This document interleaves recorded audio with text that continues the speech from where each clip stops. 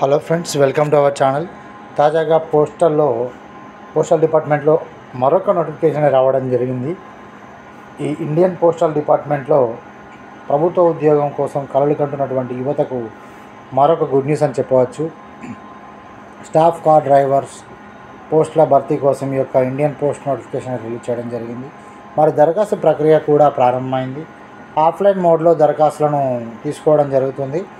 ఈ recruitment drive ద్వారా మొత్తం 27 స్టాఫ్ కార్ డ్రైవర్స్ ఖాళీలను భర్తీ చేస్తారు. ఈ ఖాళీలన్నీ కూడా కర్ణాటక ప్రాంతానికి చెందినవి.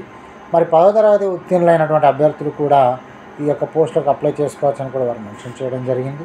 మరి అప్లై చేసుకోవడానికి చివరి తేదీ వచ్చేసి మే 14, 2024 అని కూడా వారు మెన్షన్ చేశారు. అయితే ఈ పోస్టులకు అప్లై చేసే కంటే ముందు కొన్ని వివరాలను ఇక్కడ జాగ్రత్తగా పరిశీలించండి.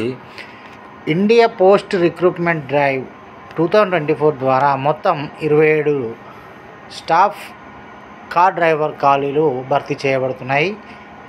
మరి ఏ ఏరియాలో ఎన్ని పోస్టులు రిక్రూట్మెంట్ అవుతున్నాయో ఇప్పుడు ఒకసారి చూడండి. చిక్కోడి ప్రాంతంలో 1, కలబురగి 1, హావేరి 1, కార్వార్ 1, బీజీ ప్రధాన కార్యాలయ ప్రాంతం ఎంఎంఎస్ బెంగళూరు 15, మాండ్య 1, ఎంఎంఎస్ మైసూర్ 3, పుత్తూరు 1, శివమొగ్గ 1, ఉడిపి 1, కోలార్ 1.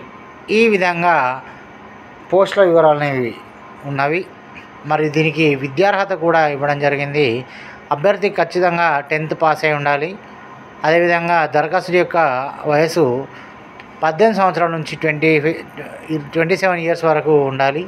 ఇందులో ఎస్సీ ఎస్టీ అభ్యర్థులకు 5 ఇయర్స్, ఓబీసీ క్యాండిడేట్స్కి 3 ఇయర్స్ వయో సడలింపు ఉంటుంది. మరి ప్రభుత్వ ఉద్యోగులు 40 సంవత్సరాల వయసు వరకు దరఖాస్తు చేసుకోవచ్చు. ఇక చూసుకున్నట్టయితే మాజీ సైనికులకు వయో పరిమితిలో 3 సంవత్సరాల సడలింపు కూడా ఉంది. ఎస్సీ లేదా ఎస్టీ వర్గానికి చెందినటువంటి వారైతే 8 సంవత్సరాల సడలింపు కూడా ఉంది. ఓబీసీ వారికి 6 సంవత్సరాల సడలింపు ఉంది.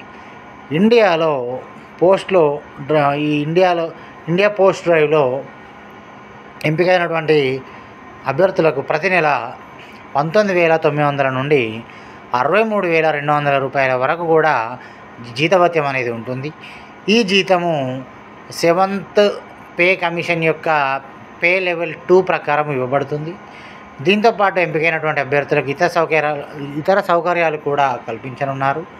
మరి దీని యొక్క ఎంపిక ప్రక్రియ అనేది ఏ విధంగా ఉంటుందంటే, దరఖాస్తుదారు theory test, driving test, motor mechanism test వీటన్నిటికీ హాజరు కావాలి.